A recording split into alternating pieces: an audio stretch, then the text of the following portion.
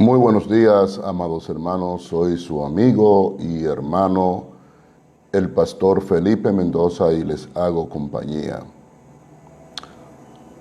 Ya hoy es viernes y en este día terminamos el tema que hemos propuesto en esta semana. La iglesia como un agente de cambio social. Hemos visto la iglesia como espectadora, hemos visto la iglesia como víctima, y en esta oportunidad veremos a la iglesia como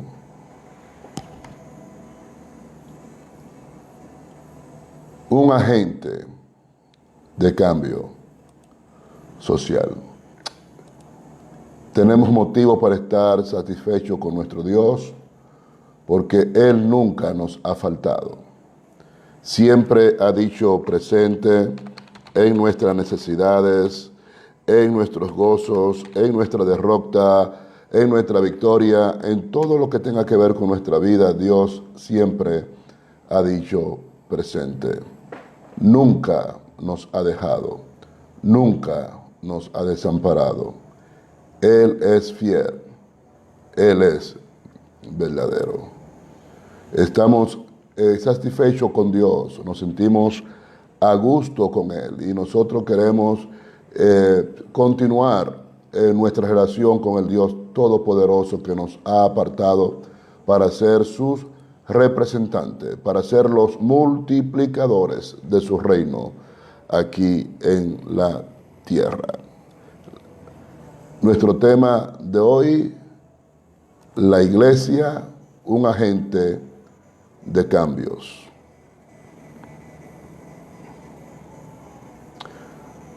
La primera ordenanza o la primera revelación que Dios externa sobre la especie humana que Él había creado se encuentra en Génesis capítulo 1. Y ahí vemos el alcance, el propósito, el dominio con el cual Dios creó al hombre. Dios creó a la raza humana para ejercer dominio, poder y autoridad sobre todo lo creado.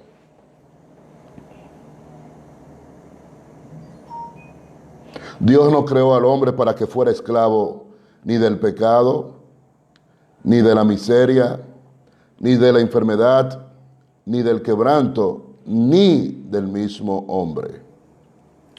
Cuando usted observa detenidamente las implicaciones de Génesis, usted notará que Dios creó al hombre para ejercer dominio sobre lo que se arrastra sobre la tierra, sobre las especies del mar, sobre lo que vuela, sobre todo lo creado. Pero no dice que Dios creó al hombre para ejercer dominio sobre el hombre.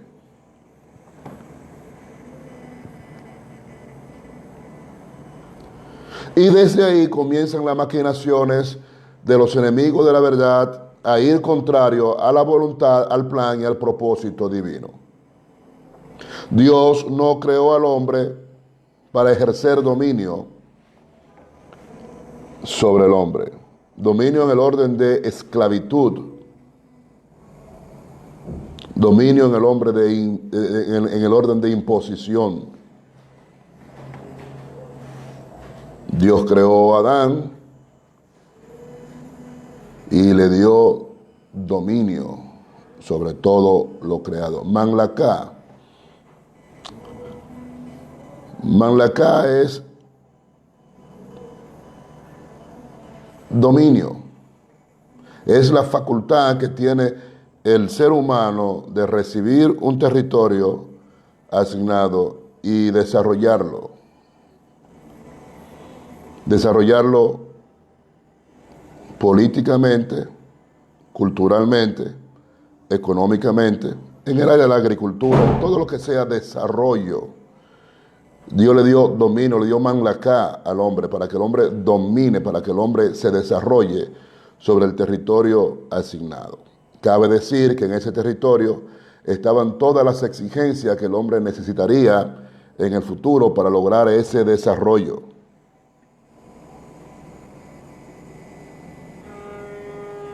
Y pasa el tiempo y viene Moisés. Y Moisés vemos que era un legislador, era un hombre de leyes, pero también era un líder espiritual.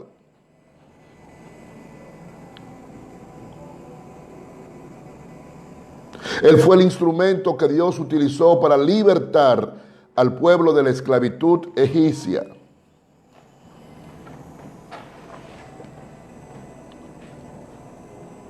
Y especificamos que esa liberación fue con poder sobrenatural. No fue una guerra bélica, fue con poder, era una guerra espiritual. Y Dios libertó al pueblo de Israel de la esclavitud egipcia. Pero esa liberación espiritual tenía dos connotaciones. Número uno, Dios quería que su pueblo le adorara a Él, tuviera comunión con Él. Esa es una presea, una victoria espiritual.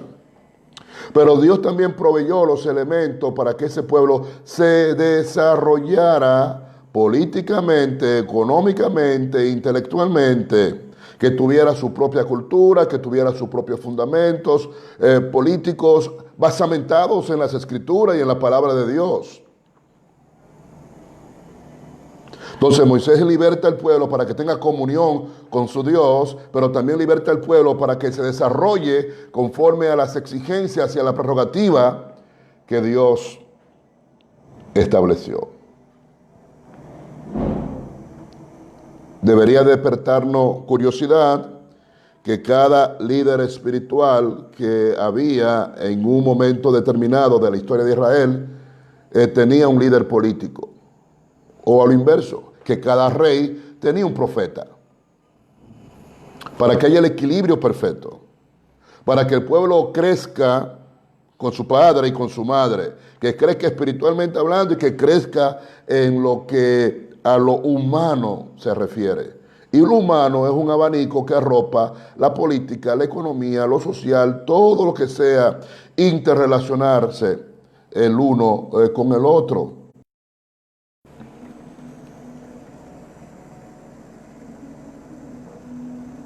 Ahora, ese desarrollo no espiritual, el humano, que vuelvo y repito, es político, es económico, es social, es cultural, tiene que ir apegado a la voluntad de Dios.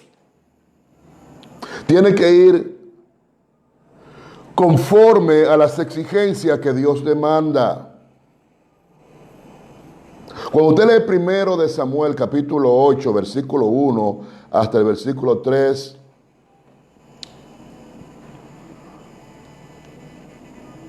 que dice las Escrituras, aconteció que habiendo Samuel envejecido, Samuel era viejo, puso a sus hijos por jueces sobre Israel. Yo tengo una lectura totalmente diferente sobre este relato de lo que tradicionalmente se acepta en las congregaciones. Pero tienen que subrayar que Samuel estaba viejo y tienen que subrayar que él puso por jueces sobre Israel a sus hijos. Fíjese que aquí no se buscó la dirección de Dios. Fíjese que aquí no se consultó a Dios. No, él envejeció, tuvo temor del orden que sea, no voy a entrar en ese detalle ahora porque me tomaría tiempo, tuvo temor del orden que sea, en manos de quien caería la administración del pueblo, y él, con su prerrogativa, él puso, sin consultar a Dios, puso a sus hijos por jueces sobre Israel. Y el nombre de su primogénito fue Joel, y el nombre de su segundo hijo fue Abías, y eran jueces en Beersheba. Recuerde que Israel venía desde Dan hasta Beersheba, y ellos eran jueces en Beersheba. Pero no anduvieron los hijos por los caminos de su padre. Entonces tienen que subrayar que él estaba viejo, que él puso sin consultar a Dios a sus hijos como jueces, pero que los hijos no anduvieron por los caminos de su padre. Antes se volvieron tras la avaricia, dejándose sobornar y pervirtiendo el derecho. Entonces, cuando la iglesia pretende hacer una agencia de cambios espiritual y de cambio social, la iglesia tiene que buscar la dirección de Dios. La iglesia tiene que actuar apegada a la palabra de Dios, al manual, al texto, al libro texto, a las escrituras. Por insignificante que sea el paso que nosotros pretendamos dar, nosotros no debemos hacer nada bajo nuestras propias conclusiones ni expensa. Yo le enseño a mis líderes que cuando necesiten comprar algo para la iglesia, aún tengan el efectivo con qué comprarlo. Tienen el efectivo en el bolsillo y necesitan comprar algo para la iglesia, que consulten a Dios. Señor, necesitamos esto y tengo con qué comprarlo. Consulten a Dios. Involucren a Dios en la administración de su iglesia, que es de Él. Entonces Samuel envejeció, el profeta envejeció, tuvo temor. En otra ocasión, quizás cuando hablemos de política, solamente le hablaré cuáles fueron las razones que llevó a Samuel a hacer eso. Tuvo temor y puso a sus hijos sobre jueces. No consultó a Dios. Y sus hijos no anduvieron conforme a los caminos de su padre. No tenían la intimidad con Dios, no tenían la entrega, no tenían la dedicación, no tenían la devoción, principalmente no tenían el llamado. No era la voluntad expresa de Dios que ellos fueran jueces.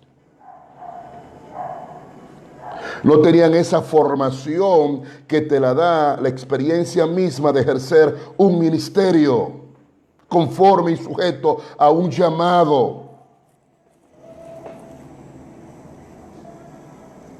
Entonces no anduvieron conforme a los caminos de su padre. Antes, por el contrario, fueron tras la avaricia. Yo decía ayer que la política nuestra ahora, el protagonismo, los elementos protagónicos de la política nuestra ahora es el odio, es el rencor, es el soborno y es la avaricia. Se tornaron tras la avaricia, se dejaron sobornar y pervirtieron el derecho. Ese fue el gran error del profeta Samuel. Elegir como juez a sus hijos por temor, sin consultar a Dios. Sus hijos a quienes Dios no había apartado, a quienes Dios no había ungido, a quienes Dios no había llamado, los puso a administrar asuntos de alto nivel, de alta relevancia. Porque el cambio, el crecimiento, la liberación social es un don, es una gracia de Dios. Ya lo dijimos al principio. Moisés era el líder espiritual, pero era el líder político. Y cada rey tenía su profeta para el equilibrio, para que el pueblo creciera y avanzara en las dos vertientes.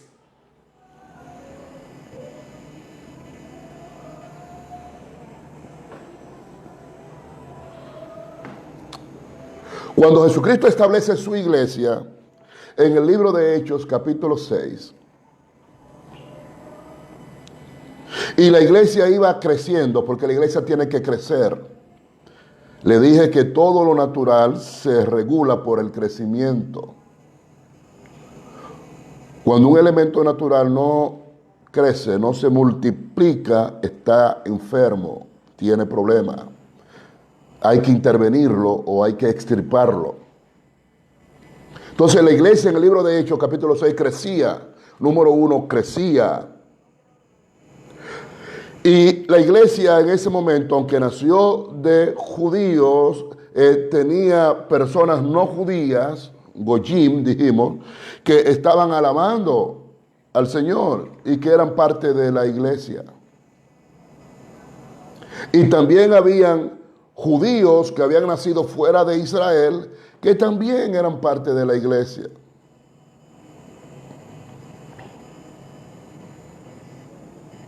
Y ocurría que en la distribución diaria, porque la iglesia tiene una responsabilidad social.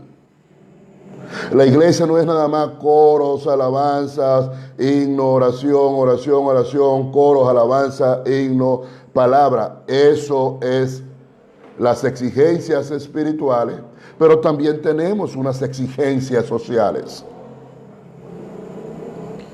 Entonces, en la iglesia primitiva había una distribución diaria. La iglesia se encargaba de suplirle las necesidades primarias a personas que en realidad necesitaran esas ayudas. Por eso dice las viudas que en realidad lo son. No la pongan en la lista. ¿En cuál lista? No en la lista de membresía de la iglesia, sino en la lista de las personas a las cuales se les da ayuda diaria. Esa viuda que dio lo único que tenía, ella dio la ayuda que se le dio a ella para ese día, para el día de mañana. Hoy ella recibió la ayuda del día de mañana y fue y dio lo único que tenía. Y Jesús valoró ese sacrificio. Entonces había una distribución diaria. Se le daba pan, se le daba manto, mantoncillo, sandalias, a quienes en realidad necesitaban la ayuda. Crecían en lo espiritual, crecían en el conocimiento de la voluntad de Dios, danzaban, hablaban en lengua, brincaban, hacían, traían profecías, enseñaban la palabra que le rompa la cabeza a las personas, que esa es la meta de hoy, dijimos. Pero también se preocupaban por los necesitados, fueran de la congregación o no fueran de la congregación.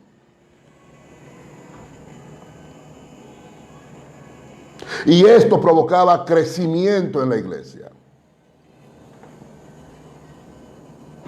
Y hubo una queja de las viudas no judías de que el trato que le estaban dispensando a ella no era semejante al trato que le daban a las viudas judías. Hubo una queja. Y se quejaron ante las autoridades, que eran los líderes. Y fueron y le externaron lo que ellos habían observado. De inmediato los líderes se reúnen con los apóstoles y le llevan ese problema. Pero ese no era un problema espiritual, era un problema social, era un problema doméstico. Y estaba involucrada la injusticia según un sector. Y yo le leo la narración para que la tengamos clara en el libro de Hechos capítulo 6. En aquellos días, como crecía el número de los discípulos, hubo murmuración de los griegos contra los hebreos de que las viudas de aquellos eran desatendidas en la distribución diaria. Los griegos contra los hebreos levantaron una queja. No hay justicia. Están favoreciendo a los judíos, a los hebreos. Y a nosotros nos están dando lo que quede. Entonces los 12, observe, los 12 convocaron a la multitud de los discípulos y dijeron: no es justo que nosotros dejemos la palabra de Dios para servir a las mesas. No es justo que dejemos nuestro ministerio para ocuparnos en un asunto doméstico. No es justo que dejemos, que obviemos el llamado que Dios nos hizo a representarlo a Él delante del pueblo, a afrontar un problema que ustedes tienen la capacidad de resolver. Fíjese cómo aquí se está estableciendo una separación, que es lo mismo que vengo diciendo que ocurría en el Antiguo Testamento. Unos se ocupaban de lo espiritual y otros de lo doméstico, de lo social, de lo político. Todos regulados y sujetos a la palabra de Dios. Entonces no es justo que dejemos la palabra de Dios. Eso implica estudiar, eso implica orar, eso implica buscar la dirección de Dios, eso implica estar en comunión, eso implica practicar la justicia. No es justo que dejemos la palabra de Dios para servir a las mesas. Busquen pues, hermanos, de entre ustedes a 7 varones de buen testimonio, llenos del Espíritu Santo, oiga esto, para administrar, para repartir, para dar. Tienen que hacerlo enmarcado a lo que es justo, sujetos a la palabra de Dios. Busquen pues, hermanos, de entre ustedes a 7 varones de buen testimonio, llenos del Espíritu Santo, llenos de sabiduría, a quienes encarguemos de ese trabajo. No dice ministerio. Sean detallistas. Cuando usted estudie la palabra, sea detallista. Observe lo más simple. Y nosotros persistiremos en la oración. Nosotros vamos a obedecer a Dios conforme al llamado que Él nos delegó, conforme a la responsabilidad que hemos recibido. Nosotros persistiremos en la oración y en el ministerio de la palabra. Punto. No vamos a echar a un lado nuestro compromiso espiritual para atender un asunto doméstico, un asunto social. Ahora, elijan personas que estén enmarcados conforme a las exigencias de Dios en su palabra. Y nosotros vamos a supervisar, vamos a regular que todo se haga conforme a lo que Dios haya proyectado y esquematizado. Agradó la propuesta a toda la multitud y eligieron a Estéfano, Corona, griego. ¿Quiénes se quejaron? Los griegos. ¿A quién eligió el Espíritu Santo? A griegos. Para que después nos digan, no, eligieron judíos y sigue el problema. No, eligieron a griegos.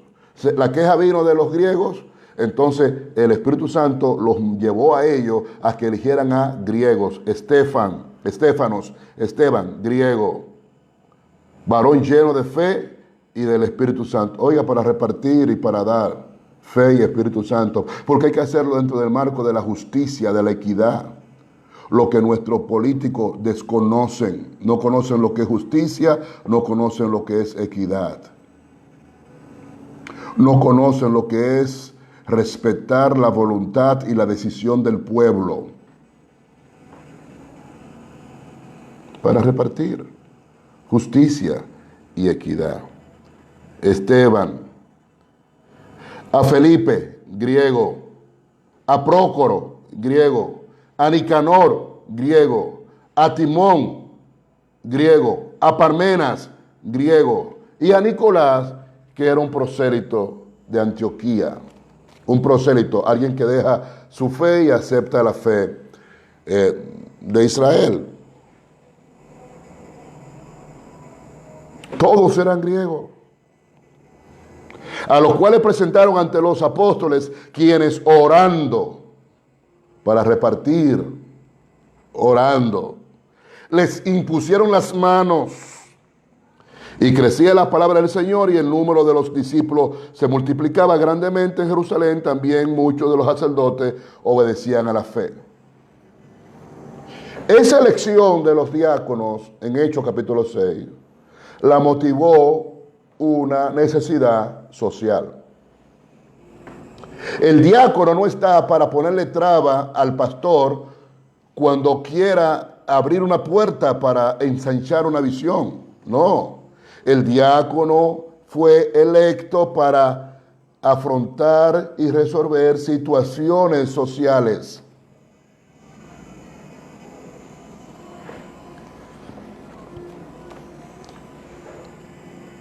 Y lo mismo le pasó a Moisés en el antiguo pacto con su suegro. Que el suegro vio que Moisés atendía todos los asuntos. Y recuerde que iniciamos diciendo que Moisés era un líder espiritual, pero también era un líder social, político.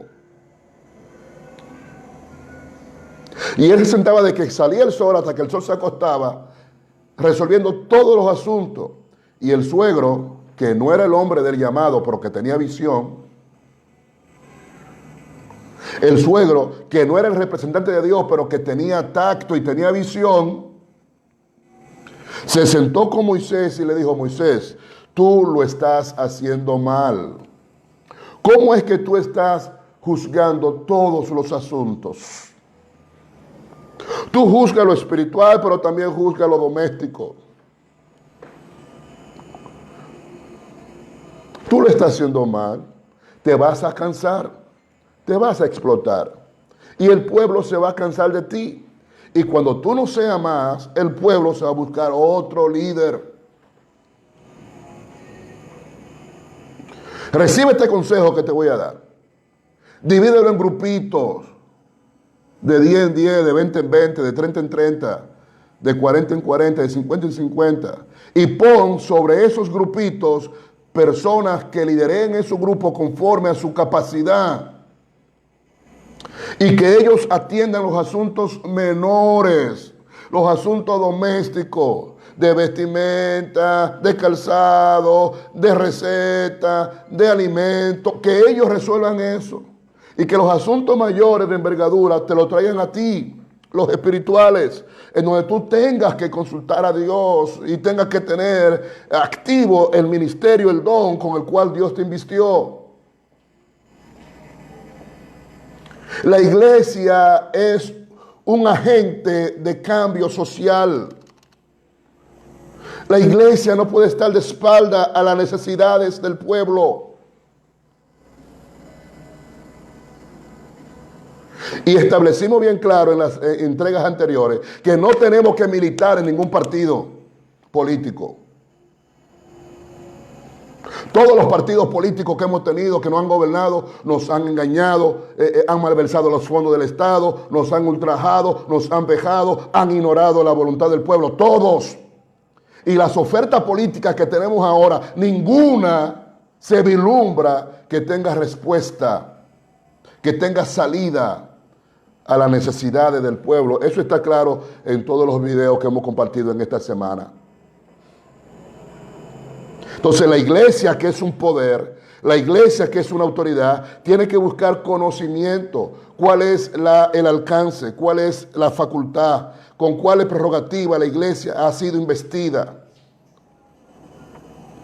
Y capacitar hombres que no tengan vocación de servicio ministerial, espiritualmente hablando, pero que sí tengan vocación de servicio social, de servicio político. Y formarlo conforme a la estructura del evangelio, de la palabra de Dios, conforme a la voluntad de Dios, y que ellos puedan desarrollar con altura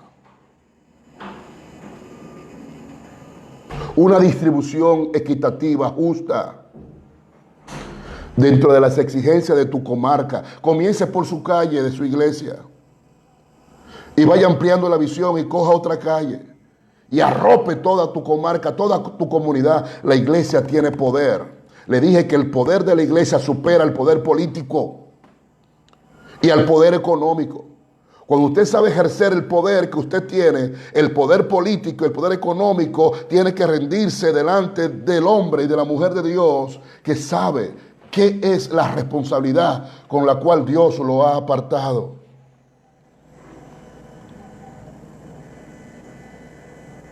Cuando usted lee en Mateo capítulo 5, bueno, no hay otra forma como llamarlo, vamos a llamarlo la bienaventuranza. Es incorrecto, pero vamos a llamarlo así. Cuando usted lee las bienaventuranzas en Mateo capítulo 5, que eso es ley. Los que predican, escuchen que esa bienaventuranza es ley. El Nuevo Testamento no inicia con Mateo capítulo 1, ni con Marcos capítulo 1, ni con Lucas capítulo 1, ni con Juan capítulo 1. El Nuevo Testamento inicia cuando Jesús muere y resucita. Mientras Jesús esté vivo, no hay Nuevo Testamento. Todo es ley. Lo único que esta ley está en un estado de transición. Pero la bienaventuranza, como mal se le llama, es ley. Ley pura. Y cuando tú la lees en Mateo capítulo 5, versículo 3, dice, bienaventurados los pobres de espíritu, porque de ellos es el reino de los cielos. Entonces, pobres de espíritu, porque de ellos es el reino de los cielos. Bienaventurados los que lloran, porque ellos serán consolados. Y dijimos que cuando el justo gobierna, el pueblo se alegra, pero cuando gobierna el impío, el pueblo gime, el pueblo llora, el pueblo se angustia, se desespera. Allá aquí no está hablando de sufrimiento espiritual, ni de pobre en espíritu, en humildad, que está hablando de uno que está externando su impotencia ante la injusticia a la cual el pueblo es objeto. Bienaventurados que lloran, porque ellos serán consolados. Bienaventurados los mansos, porque ellos heredarán la tierra. Aquí no hay una gracia espiritual. Hay un portento y una promesa espiritual, pero para una estabilidad sobre la tierra, en lo social, en lo político, en lo económico. Bienaventurados los que tienen hambre y sed de justicia, porque ellos serán saciados.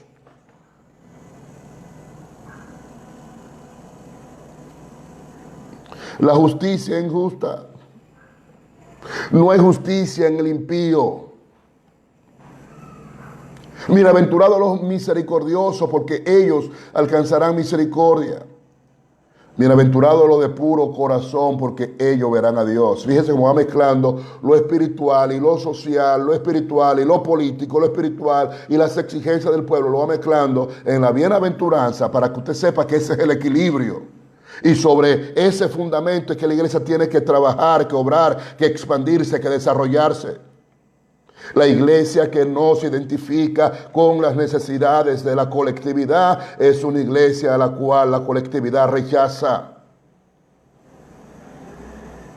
Bienaventurados los pacificadores, porque ellos serán llamados hijos de Dios. Y les enseñé que a los gobiernos no les interesa la paz. No les interesa que se erradiquen los vicios. No les conviene, no es negocio, no les es atractivo a los gobiernos que se erradique paz, que se erradiquen las guerras. No es atractivo que se erradiquen guerra, que se erradiquen los vicios, las drogas. Más por el contrario, existen gobiernos que fomentan y aupan esos flagelos. Bienaventurados los perseguidos por causa de la justicia, porque de ellos es el reino de los cielos. Cuando usted trata de ser un agente de cambio, habrán sectores políticos que te van a perseguir.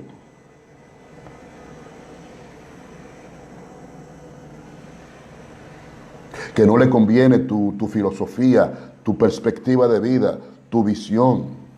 Porque a los gobiernos les interesa que el pueblo no sea bruto, que el pueblo sea bruto. Los gobiernos no invierten en educación. Se peleó por el 4%. Se hizo el drama que se hizo entre los dos líderes del partido. Ok, aprobaron el 4%. Pero el 4% no lo están invirtiendo en educación. Educación no es blog, no es varilla, no es cemento. Blog, varilla, cemento, le deja dividendo a títeres del gobierno. ¿Y el gobierno? Muchas escuelas. Y la calidad de nuestros maestros. Hay que levantar la calidad de los maestros. Hay que levantar la ética de los maestros, la moral de los maestros, la capacidad de los maestros. Maestros que le dicen palabras obscenas a los estudiantes en las aulas. Maestros que van fumando a una aula. Maestros que maldicen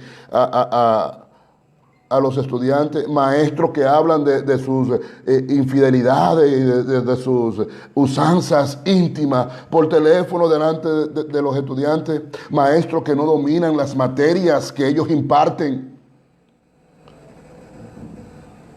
Entonces tiene que haber una cuota de ese presupuesto reservada para levantar la capacidad, la formación de los maestros.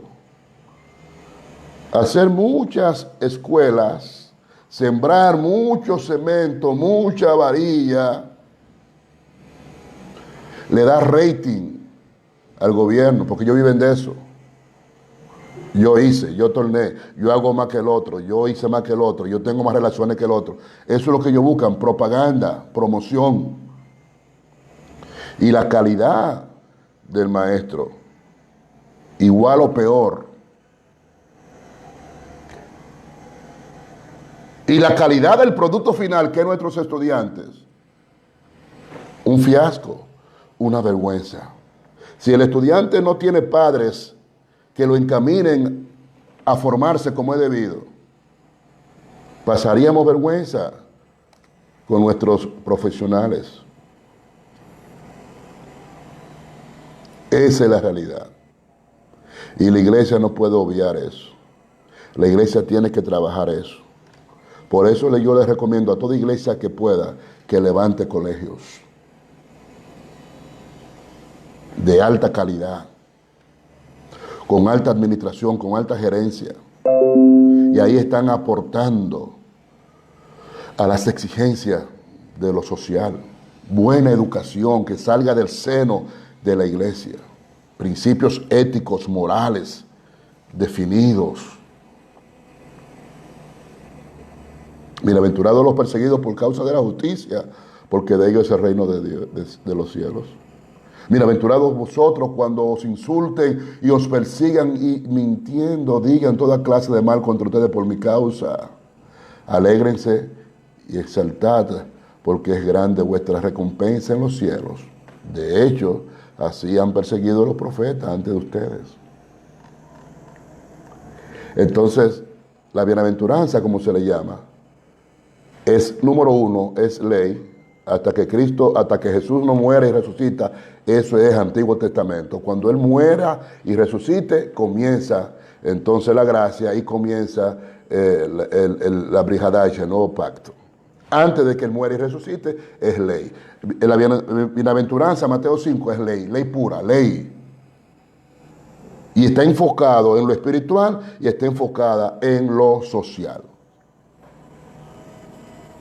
Y cuando usted lee Éxodo, y con esto yo termino, yo soy el Señor tu Dios que te he hecho salir de la tierra de Egipto, Éxodo 20 del 2:17, de la condición de esclavitud, porque Dios busca la liberación de los pueblos. Les cuento, cuando la iglesia comenzó a multiplicarse, y la iglesia era perseguida por los imperios. ¿Por qué los imperios perseguían a la iglesia? Si Roma era y es un pueblo pagano que tenía muchos dioses, decía Herodoto que de todos los pueblos que yo conozco, el que más dioses tiene, sobre 2000, es Roma. A Roma no le preocupaba, que apareciera un Dios nuevo. Si Jesús era un Dios nuevo, a Roma no le preocupaba que apareciera un Dios nuevo. Roma estaba y está acostumbrada a servirle y a depender de muchos dioses. Paganismo. Ahora, la filosofía de ese Dios sí le preocupaba a Roma. La filosofía de ese Dios. Porque era un Dios que a sus seguidores le enseñaba que ellos no fueron creados para ser esclavos de los hombres, que buscaran su liberación. Era un Dios que le enseñaba al pueblo a que tenían que educarse, a que tenían que aprender a leer y a escribir. Ese era el fuerte del cristianismo de la iglesia primitiva. Mire, el primer nombre que recibió la iglesia primitiva eran los del nombre, porque ellos se apoyaban en el nombre de Jesucristo. El segundo nombre que ellos asumieron, después que descubrieron que la clave era el nombre, entonces ellos asumieron los del camino. Porque Jesús dijo, yo soy el camino, la verdad y la vida, y ellos asumían lo del camino, y eso era lo que predicaban. Y la tercera clave que ellos eligieron fue un pez. Porque Ischus, pez en griego, es un acróstico de Jesucristo, Hijo de Dios Salvador. Y tenían un pez en su pecho o un pez en el umbral de su puerta, lo tallaban en la piedra de la puerta, a la mano derecha, tallaban un pez. El que llegaba ahí sabía que había un creyente en Cristo Jesús. Pero otra señal, cuando le descubren esa, que ellos implementaron, era que si yo iba caminando y me cruzaba contigo y a mí me daba la idea de que tú eras creyente en el Mesías, yo te decía, yo sé leer. Y si tú me decías, yo también, nos abrazábamos y nos bendecíamos unos a otros. Porque el cristianismo está para erradicar la ignorancia. A los gobiernos no les interesa que el pueblo tenga conocimiento. En un país de ciego, el que es tuerto es rey.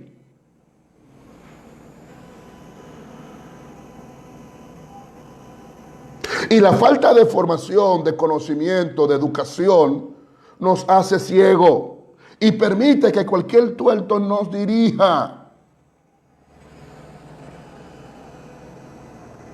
Yo sé leer.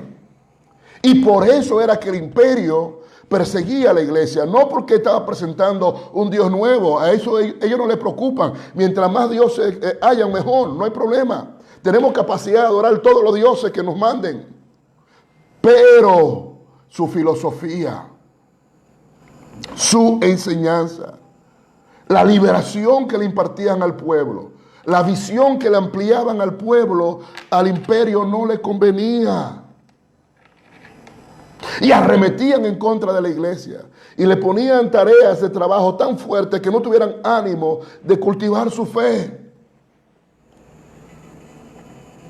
La filosofía de Jesús afecta a aquel que no sea un recipiente del Espíritu Santo. Va en contra de sus intereses. Yo sé leer.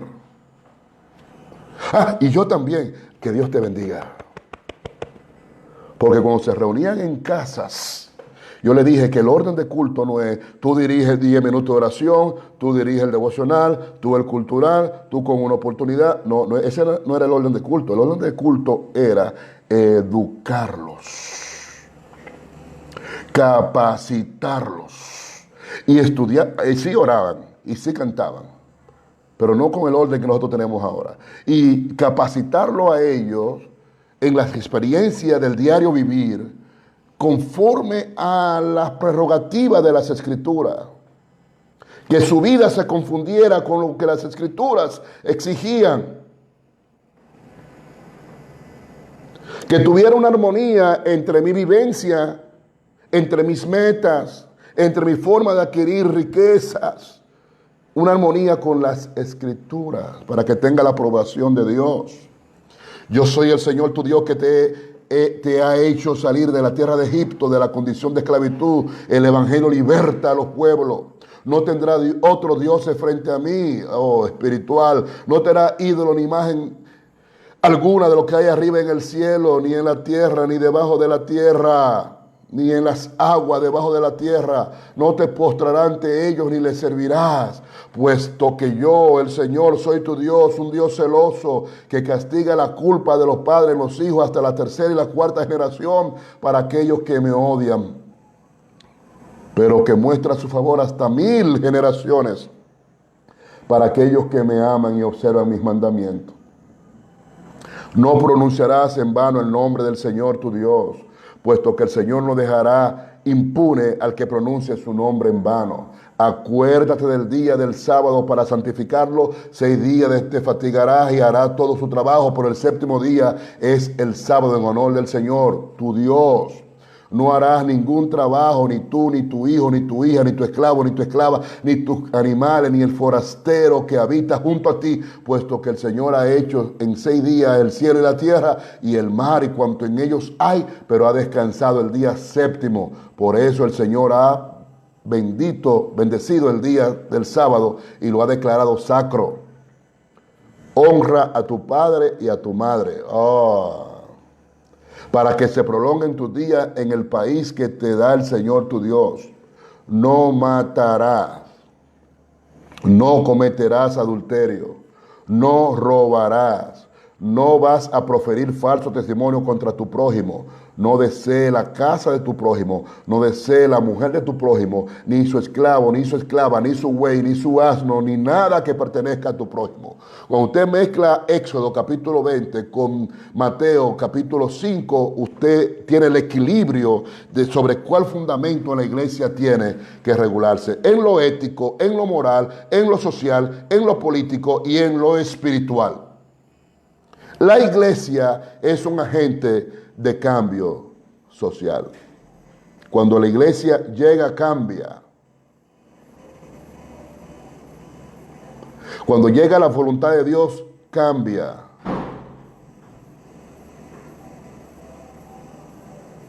Cuando usted trata de hacer las cosas conforme a tu visión humana y conforme a tu capacidad humana y conforme a tus conclusiones, entonces vas a errar.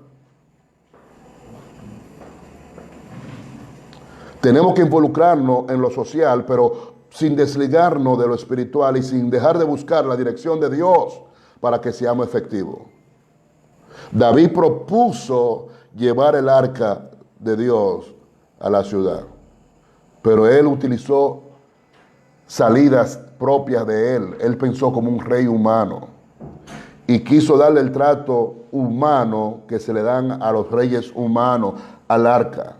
Y Dios no estuvo de acuerdo con eso. Y Dios prefirió que esa arca se fuera a casa de uno que no era del pueblo. Porque su corazón era conforme a la voluntad de Dios. En ese sentido. ¿Y sabe qué pasa donde está la voluntad de Dios? Se traduce en bendición visible humana. Hubo prosperidad, hubo bendición material, económica, en casa de uno que no era rey, en casa de uno que no era levita, en casa de uno que no era un sacerdote. Pero su visión del trato de las cosas espirituales estaba definida. La iglesia es un agente de cambio social. Hagamos programas para salir a las calles. Oremos. Nuestra fortaleza está en la oración. La oración es la llave que abre cualquier puerta. No mendiguemos, la iglesia no es una víctima del cambio social, no mendiguemos favores. Las autoridades tienen responsabilidades con nosotros, que estamos haciendo una labor la cual ellos no realizan, porque no están educados ni tienen motivación de intervenir en los asuntos elementales que están carcomiendo el cimiento de nuestra cultura, de nuestra sociedad, que está mermando a nuestra juventud y están siendo presa de los vicios, de los crímenes, de las gangas. Yo estoy hablando con guerreros, con guerreras. Estoy hablando con hombres y mujeres llenos del poder, del fuego, del Espíritu Santo. Estoy hablando con hombres y mujeres que tienen la motivación, la intención de incidir positivamente en la transformación del entorno en el cual Dios lo ha puesto a usted como atalaya. Donde está en el Evangelio tiene que haber cambio.